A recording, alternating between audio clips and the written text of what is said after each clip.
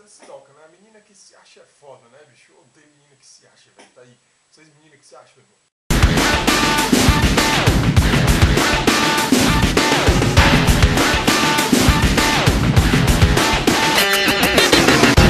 E aí, pessoal, beleza? Firmeza? Beleza? Beleza.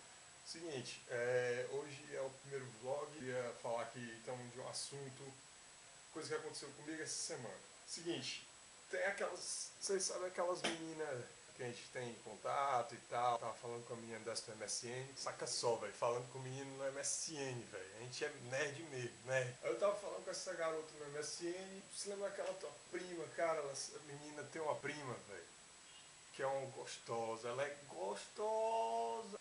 Perguntei pra ela, cara, tu lembra da tua prima? E aí, como é que tá ela? A prima dela é massa. Só que aí ela disse assim, cara, esquece minha prima, não rola. Não rola. Não rola. Não rola. Rapaz, não sei se você já sabe como é que menina diz não rola, né? Cara, quando um cara diz pra você que não rola, você diz assim, cara, não rola. Porque ele tá dizendo pra ti, pra você se tocar, que a menina não é do... Ele tá dizendo pra ti o seguinte, não adianta você chegar com um buquê de rosas pra conquistar Samara Felipe. Pronto. Não rola, velho. Tá entendendo? Ele é racional, ele tá te dizendo uma posição racional. Ele tá dizendo, cara, não rola, acho melhor você ir com calma, não rola. Beleza. Quando uma garota diz não rola,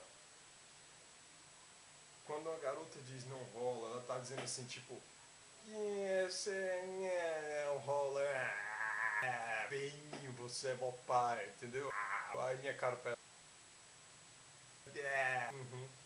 Então, tipo, eu queria então deixar um recado aí pra essas meninas que se acham muito, pra chegar um cara e dizer assim, não rola. Eu queria dizer pra elas o seguinte, meninas que se acham, meu recado pra vocês é o seguinte.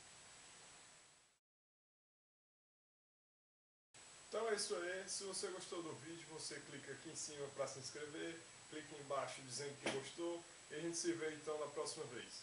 Valeu, até mais.